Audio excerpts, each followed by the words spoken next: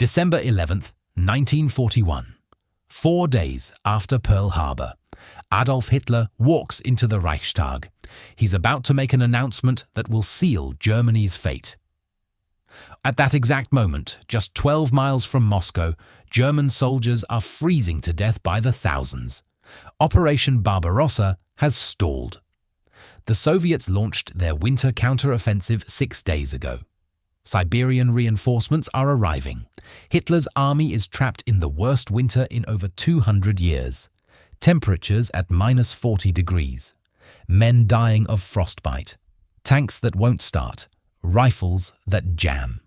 And Hitler is about to declare war on the United States of America, the nation with the world's largest industrial capacity, the arsenal of democracy, a country that, until 4 days ago, wasn't even officially at war. The conventional story says this was pure stupidity, that Hitler, in a fit of arrogance, decided to fight the world's greatest industrial power while his army froze in Russia. But the reality is more complex. The United States and Germany were already at war in everything but name. American destroyers were hunting German submarines. German U-boats were sinking American ships. 115 American sailors had already died. Roosevelt had ordered the Navy to shoot on sight, and American military leadership had already decided on a Germany-first strategy before Hitler ever made his declaration. So was Hitler's declaration stupid? Absolutely. Was it also inevitable? That's what this video reveals. This is the story of 4 days in December 41 that changed everything. I'm going to show you exactly what Hitler was thinking, why the declaration seemed rational from his twisted perspective, what was already happening in the Atlantic that made war practically unavoidable, and why this decision guaranteed Germany's destruction. But to understand December 11th, you need to see what happened on December 5th. Because 6 days before Hitler declared war, everything had already started falling apart. Before we continue, make a prediction. Do you think Hitler actually had a choice? Could he have avoided declaring war? Comment your guess, and if you're into deep dive history like this, hit subscribe. All right, let's start with the moment Hitler's invasion of Russia collapsed. December 5th, 1941. 2 days before Pearl Harbor. The Soviet Union launches a massive counter-offensive outside Moscow, multiple armies, over 1 million men hitting the exhausted Germans across a 500-mile front. For 5 months, since June 22nd, Operation Barbarossa had been the greatest military offensive in history. 3 million German soldiers, 3,000 tanks, 2,000 aircraft. Hitler had told his generals the Soviet Union would collapse like a house of cards.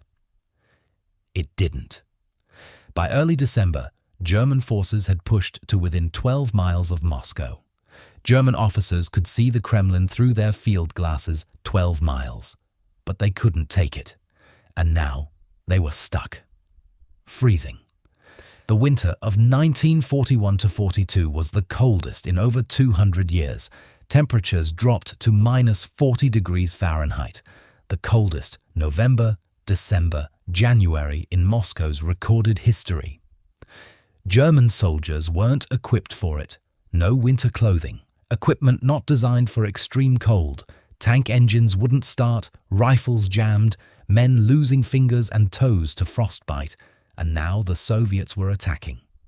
The troops slamming into the German lines were fresh divisions from Siberia.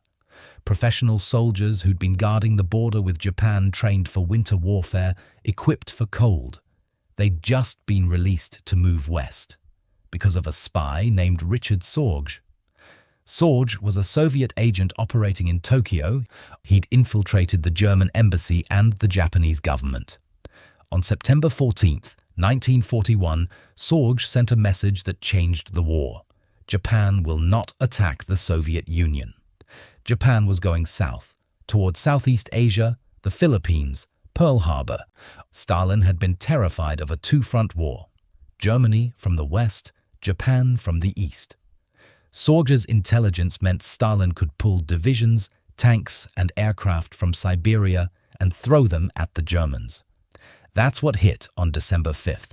The German army, exhausted, freezing, low on supplies, suddenly faced professional winter warfare troops. The offensive stalled. Then it started retreating. 2 days later, December 7th, 1941, Japan attacked Pearl Harbor. Over 2,400 Americans dead, 8 battleships damaged or destroyed. December 8th, the United States declares war on Japan, but not on Germany. Roosevelt's speech mentions Japan, only Japan, not Germany, not Italy. For Hitler, this looked like a gift. Japan attacking America meant the US would fight a two-ocean war. American focus would split between Pacific and Atlantic. It meant time. Time to defeat the Soviet Union before America could fully mobilize against him. At least, that's what Hitler thought. But Hitler didn't know what Roosevelt, Churchill, and their military chiefs had already decided. A decision made before Pearl Harbor even happened. Here's what most people don't realize about December 1941. America and Germany were already at war. Not officially, not legally, but in every practical sense. March 11th, 1941, 9 months before Pearl Harbor. Congress passes the Lend-Lease Act. The law allows America to send weapons, ammunition, food and supplies to Britain and the Soviet Union without requiring immediate payment. Roosevelt had already declared America the arsenal of democracy in December 1940. By December 1941, Lend-Lease was ramping up. Weapons, aircraft, tanks, trucks pouring into Britain and starting to flow to the Soviet Union. This wasn't neutrality. This was supplying one side of the war. From Germany's perspective, America was arming their enemies, keeping Britain in the war, giving the Soviets equipment to keep fighting. But it went further than supplies. American ships weren't just delivering weapons, they were protecting the ships that carried them. By September 1941, the US Navy was escorting convoys across the Atlantic. American destroyers were sailing with British merchant ships, protecting them from German U-boats using sonar to hunt German submarines. This is an act of war. September 4th, 1941, USS Greer. The American destroyer Greer tracks a German U-boat for over 3 hours, broadcasts its position to British aircraft. The British attack. The U-boat, believing the Greer was attacking, fires 2 torpedoes. Both miss. Roosevelt goes on national radio on September 11th, calls it unprovoked German aggression. Says the German submarine fired first upon this American destroyer without warning. He orders the Navy to shoot on sight any German vessel in American defensive waters. Shoot on sight. That's not neutrality. That's warfare. Germany protested, claiming the U-boat was defending itself after being hunted for hours. Both sides were technically correct, and both sides were now shooting. October 17th, 1941, USS Kearney. German U-boat torpedoes the destroyer Kearney while it's escorting a convoy off Iceland. 11 Americans die. October 31st, 1941, USS Reuben James. A German U-boat sinks the destroyer Reuben James west of Iceland. The forward magazine explodes. The bow is blown completely off. 115 Americans die. Of 7 officers and 136 enlisted men, only 44 survive, all enlisted. Not a single officer. This is 6 weeks before Pearl Harbor. America and Germany are shooting at each other in the Atlantic. American sailors are dying. German U-boats are hunting American warships, all while America is officially neutral. From Hitler's perspective, America was already an enemy. The only difference was the word war hadn't been used yet. August 14th, 1941, 4 months before Pearl Harbor. Roosevelt and Churchill meet secretly aboard warships off the coast of Newfoundland. They issue a joint statement. 8 principles for the post-war world: democracy, self-determination, freedom of the seas, disarmament of aggressor nations. Think about what this means. Roosevelt is still officially neutral. Congress hasn't declared war on anyone. America is technically at peace. But the President of the United States is sitting on a warship with the Prime Minister of Britain, planning what the world will look like after the war ends. Not if the Allies win. When the Allies win. Hitler read the Atlantic Charter. He understood exactly what it meant. America and Britain weren't allies yet in legal terms, but they were partners in every way that mattered. Roosevelt had just announced to the world that America's future was tied to Britain's victory. So when Pearl Harbor happened 4 months later and Roosevelt asked Congress for a declaration of war against Japan, only Japan, Hitler faced a choice. And that choice was shaped by an agreement he'd made with Japan over a year earlier. September 27, 1940. Berlin. Germany, Italy, and Japan signed the Tripartite Pact, a mutual defense agreement. Article 3 says the powers will assist one another if attacked by a nation not currently involved in the war.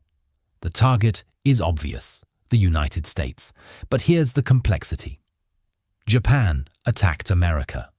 America didn't attack Japan, so technically the Tripartite Pact didn't require Germany to declare war. Japan struck first. Hitler could have argued he wasn't obligated, but something happened between December 7th and December 11th, December 2nd, 1941. 5 days before Pearl Harbor, the Japanese ambassador in Berlin approaches the German Foreign Ministry. If Japan goes to war with the United States, will Germany join? Germany doesn't respond. December 5th. Japan makes the same request to Italy. Again, no immediate response. December 8th. 1 day after Pearl Harbor, Japan formally requests that Germany and Italy declare war on the United States. December 9th and 10th, Hitler deliberates. December 11th, 1941. Hitler addresses the Reichstag in what witnesses described as a frenzied speech. He blames Roosevelt for the war, claims he's controlled by Jewish influence, accuses the United States of crimes against Germany, and declares war on the United States. Italy issues an identical declaration the same day.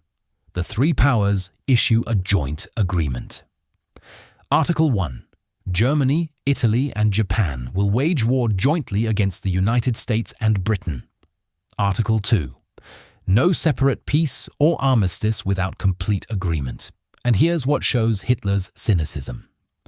The declaration includes this line, intended as a propaganda accompaniment to the declaration of war. Hitler literally described his own declaration of war as propaganda. After reading the declaration to the American diplomat, Foreign Minister Ribbentrop screamed in rage, "Your president has wanted this war, now he has it." Then Ribbentrop turned and stormed out of the room. The Germans believed Roosevelt had been maneuvering for war all along. Perhaps they were right, but what was Hitler actually thinking? Why did this seem rational?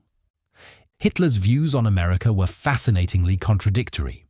On one hand, he admired certain aspects of America, specifically American race laws. When Nazi lawyers drafted the Nuremberg laws in 1935, they explicitly studied and cited United States racial segregation laws. Hitler wrote in Mein Kampf, "The racially pure and still unmixed German has risen to become master of the American continent." He praised America as the one state that simply excludes the immigration of certain races. Nazi legal scholars held conferences where the first agenda item was U.S. race law. They saw America's Jim Crow South as a model, but at the same time, Hitler despised America. He saw American society as mongrelized, racially mixed, weak. He believed democracies were inherently inferior to dictatorships, that they couldn't make hard decisions. He looked at America's performance in World War I and saw a nation that needed 2 years to mobilize. He thought he'd beat the Soviet Union before America could even get its army ready. This contradiction was Hitler's blind spot, because what Hitler underestimated wasn't American society, it was American industrial capacity. Here's the part that changes everything. The Germany First strategy was decided before Hitler declared war, before Pearl Harbor, before Hitler's declaration. American and British military leadership had already agreed. If America enters the war, Germany is the primary enemy.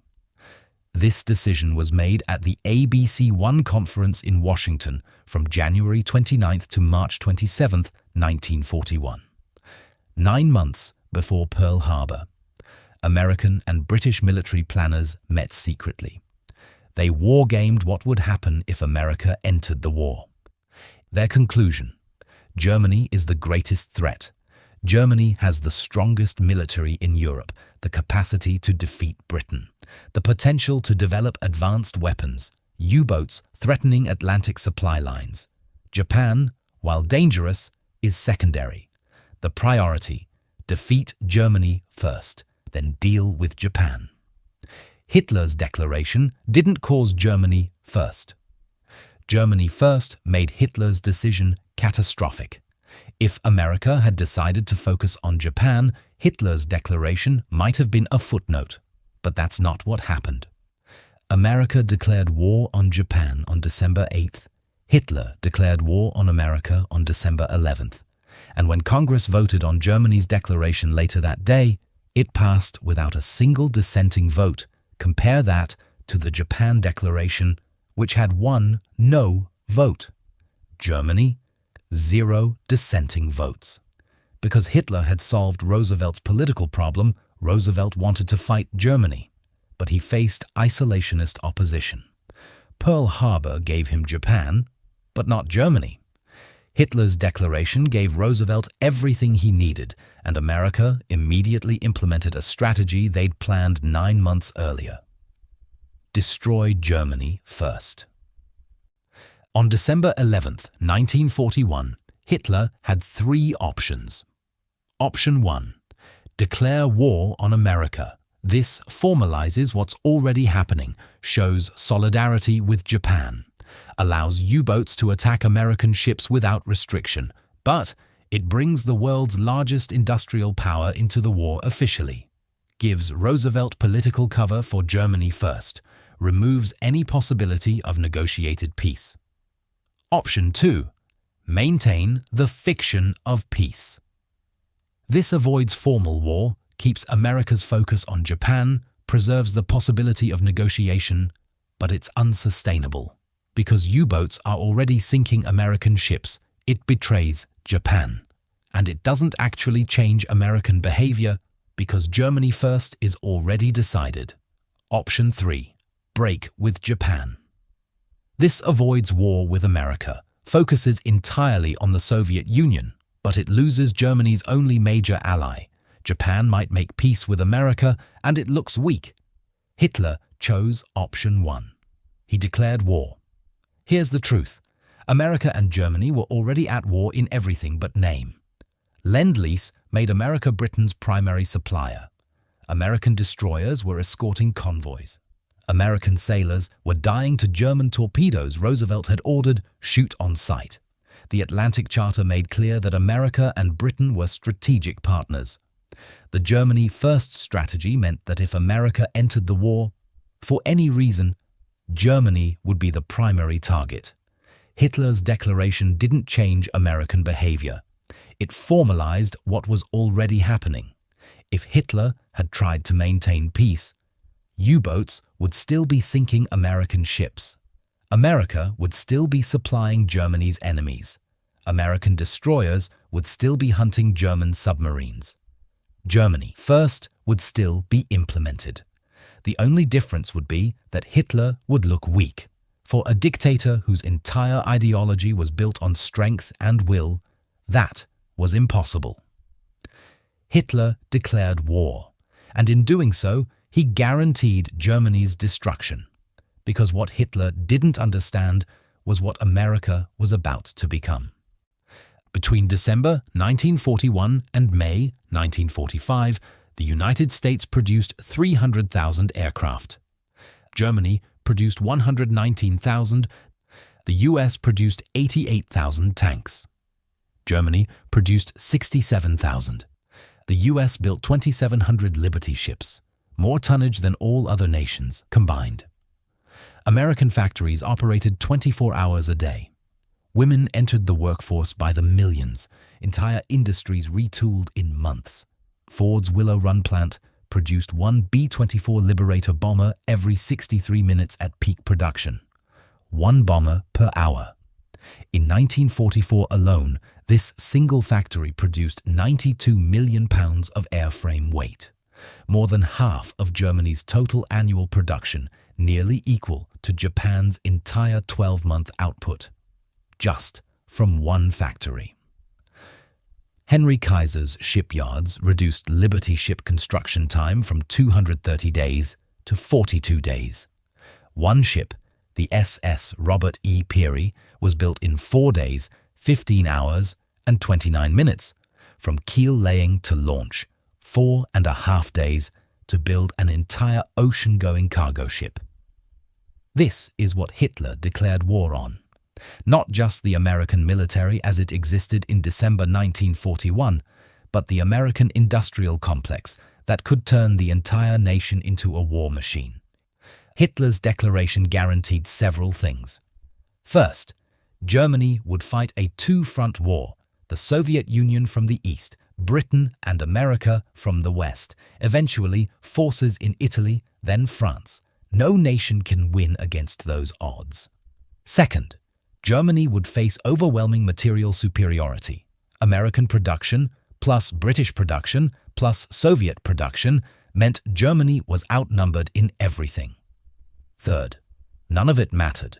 Germany could have the best trained soldiers, the most experienced commanders, the most advanced tactics.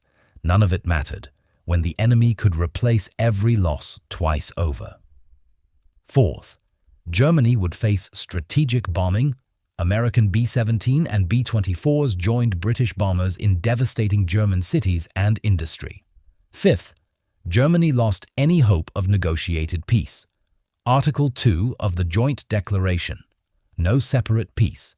Hitler had locked Germany into a fight to the death. Was Hitler stupid to declare war on America in December 1941? Yes. Declaring war on the world's greatest industrial power while your army is freezing 12 miles from Moscow is catastrophically stupid. It guaranteed Germany's defeat. It brought American military and industrial might into the war against Germany. It gave Roosevelt political cover for Germany first. It was arrogance, miscalculation, a fatal mistake. But here's the paradox. After the war, economist John Kenneth Galbraith, who'd served in Roosevelt's administration, reflected on what might have happened if Hitler had refused to declare war. He said, "When Pearl Harbor happened, we were all in agony. The mood of the American people was obvious. They were determined that the Japanese had to be punished. We could have been forced to concentrate all our efforts on the Pacific, unable to give more than peripheral help to Britain. It was truly astounding when Hitler declared war on us. It was a totally irrational thing for him to do, and I think it saved Europe." Think about that.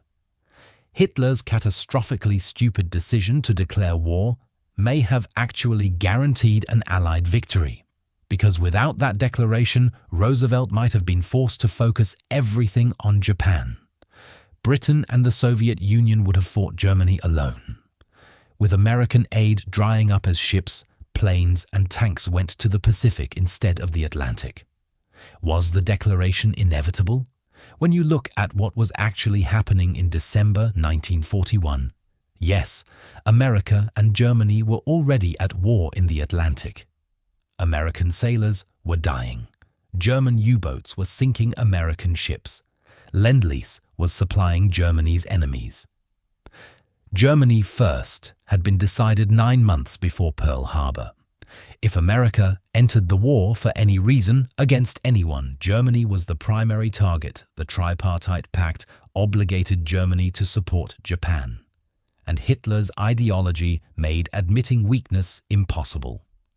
So was the declaration stupid? Yes. Could Hitler have avoided it? Probably not. Was Germany doomed either way? Yes, because by December 1941, Germany had already lost the war. They just didn't know it yet. Operation Barbarossa had failed. The Soviet Union hadn't collapsed. The Siberian divisions were pushing the Germans back. Britain was still fighting. The Atlantic convoys were getting through. And America, whether it declared war or not, was the arsenal of democracy. Hitler's declaration on December 11th didn't cause Germany's defeat. It just made certain that everyone would recognize it. And in a final irony, by solving Roosevelt's political problem and uniting Congress behind the war, Hitler may have inadvertently saved the very Europe he'd tried to conquer. Here's my question for you. If you were Hitler on December 11th, 1941, what would you have done? Declared war? Maintained peace? Something else? Every option was bad. Drop your thoughts. If this changed how you understand World War II, hit that like button and subscribe for more history that examines the impossible choices leaders faced. Thanks for watching.